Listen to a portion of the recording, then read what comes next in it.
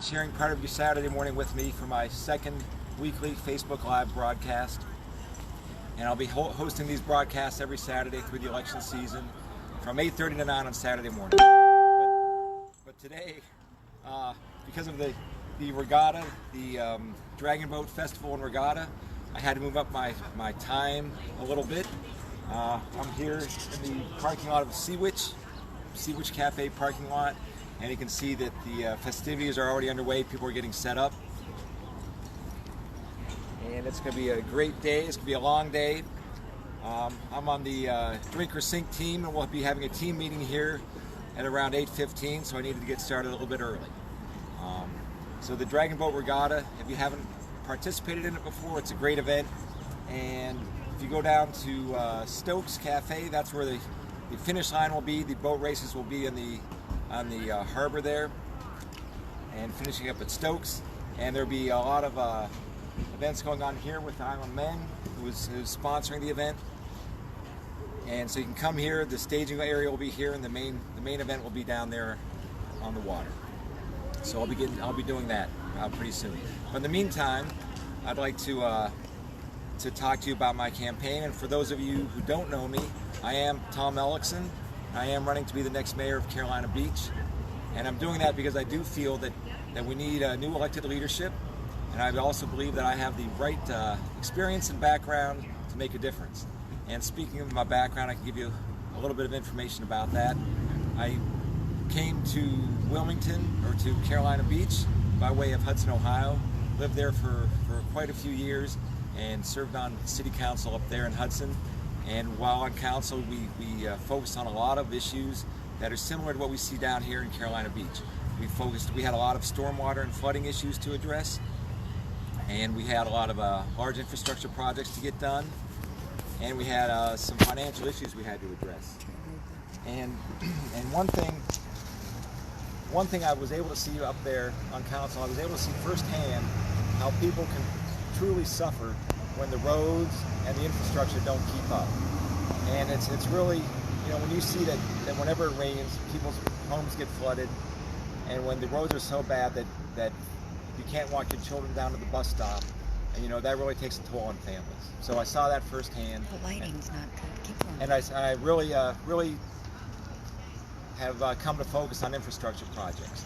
And I also learned what it takes and what kind of oversight a public elected official has to provide on these public infrastructure projects to make sure they get done successfully, on a budget and on a schedule.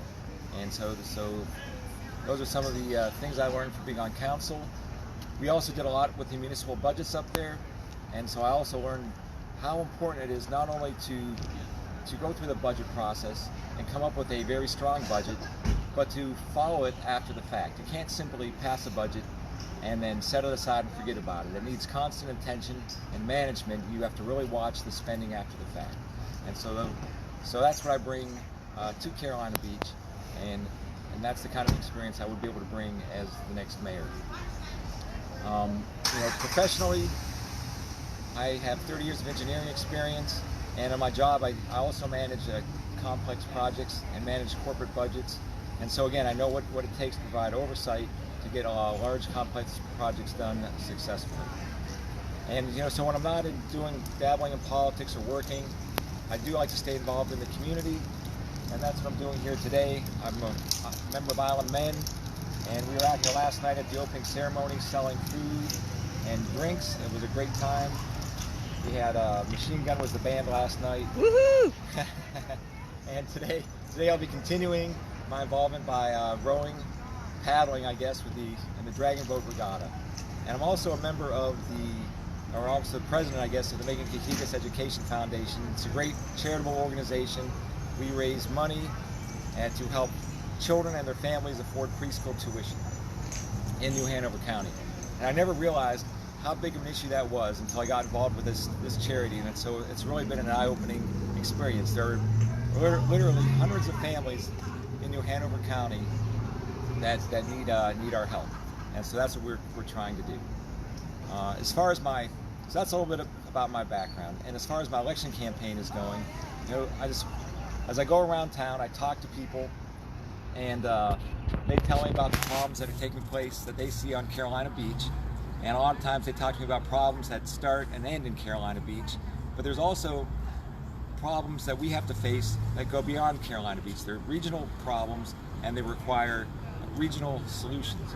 And so as the next mayor, I understand how very important it is to reach out to other leaders of other communities, the other beach communities, and the other, Wilmington and in the county as well. As a matter of fact, I've already reached out. I did spoke with the Bill Blair, the mayor of Wrightsville Beach, and he's a really great guy, very outgoing and energetic, and absolutely committed to working with other leaders to address regional issues. And one regional issue I talked to him about, which is very important to me, is the issue of regional economic development.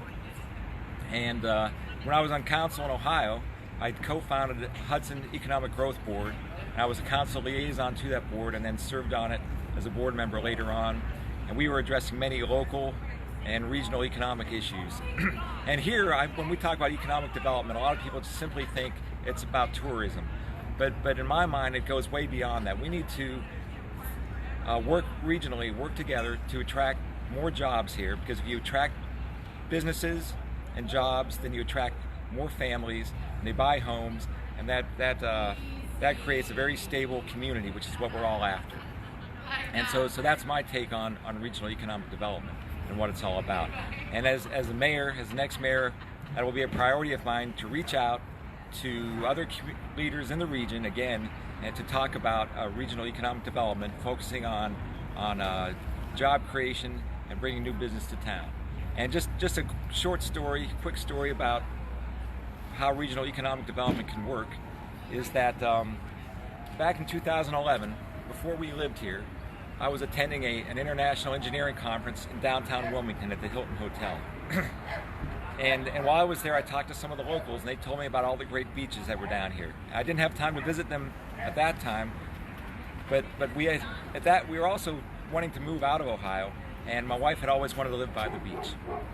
And so when I got home after that conference, went online, did some research, found Carolina Beach. We took a vacation down here with the whole family, and we fell in love with the place. So that week that we were down here for our vacation, we actually met a realtor. She started showing us homes right away. And for the next 6 months, we visited here several times, kept looking for homes, and eventually bought a home, and so now we live here. And I work from home as an engineer, and now my wife works as a hospitalist at New Hanover Regional Medical Center. And so that right there is really a prime example of how regional economic development works. You know, Wilmington might attract people to come here to work, people might come back as we did to play, and some people will come back and stay, which is what we did as well. And so it's very important. You know, Wilmington has great facilities for meetings, and they do a lot to attract a lot of bugs out here, to attract conferences. And if they hadn't done that, it's likely that this engineering conference would have never taken place in Wilmington, and I would have never come to Wilmington and never found Carolina Beach. That sun is in the background. Oh, rainbow. It's a rainbow. There, maybe that's a sunbow. Okay. Trash cans are back there. Right, we're just panning around a little bit, trying to get out of the sun. The sun's coming up. Is it in your eyes? It's getting in my eyes. That's okay. There. And so that's a quick story about how regional economic development works. But it's also, we have to realize it's a two-way street. If we have vibrant beach communities, that will attract more businesses to the area, which will attract families who will purchase homes. As a matter of fact, you know, I do know a lot of people, I think we all do, who live on the beach, who commute into Wilmington to work. So they live here and work there. And so all of our communities, or the economies, are really intertwined. And so if there's a success for one community, it's really a success for all of us. And you know, there is an old saying that goes, a rising tide lifts all boats. And that really is the very essence of regional economic development. And then I'm a big supporter of that, and that's something I will work for, because it will help out this community and it will help out the region. So that's that. And I was also speaking of other issues, so that's like a regional issue, but most of the issues we do talk about when I talk to people are issues that we're facing on the island. And I was talking to a friend of mine last night, and he asked me about parking. And I agree, parking is a huge issue on the island. And the fundamental problem with parking is that we just simply do not have enough parking spaces, enough city-owned public parking spaces. And until we address that fundamental issue, we're going to continue to have parking problems. And I know that there's been a lot council has done. They've increased parking fees. They've in the areas they've limited parking to 2 hours. They've increased the time period when paid parking is required.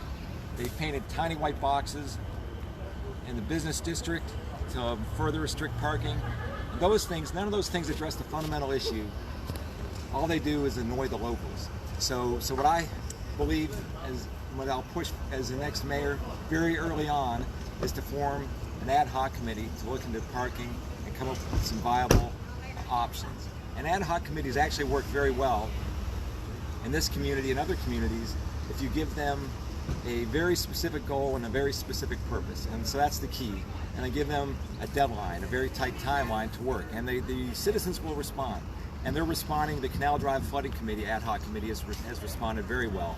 And that's a prime example of how these things work. And so what I believe with this what I'm proposing for this ad hoc parking committee, Is that sun in your eyes? would be to, first of all, to do two things. Number one is to come back with the projections for our parking needs for the next 5 and 10 years. And that's very important, because once after the first month, they can report to council about the parking projections, then we have a target. And once you have a target, then you can start looking for solutions. And I would ask them then to come back with 3 very specific proposals to find additional parking for Carolina Beach. And whatever they come back with, then we can have a discussion on council. We can have an honest discussion with the community and address the issue. And so right now I have an open mind on what the solution is. All I know is that we do need to solve the problem somehow. And right now, if we don't do anything, like parking this summer was marginal. And if it wasn't for all these private parking lots, we would have been in trouble. And these private lots can disappear overnight, if that land is developed.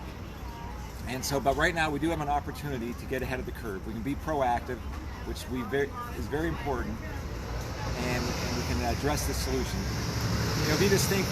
You can think what the parking was like this summer, and then you can think, where's it going to be in 5 years from now?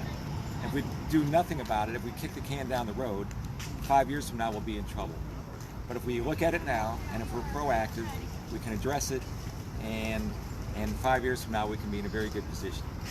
And so that's my proposal for the parking, and that's just one of the many issues that we're facing. And I think things are heating up here. I see. I don't see my. I see Dom, my team Coffee gathering. Man. Coffee Man. So Coffee the Man, coffee's crush here. and grind. So I'm going to go get some coffee. Our team's gathering. And again, this is I'm Tom Elicson. I'm running for council. There are changes, or I'm running for mayor.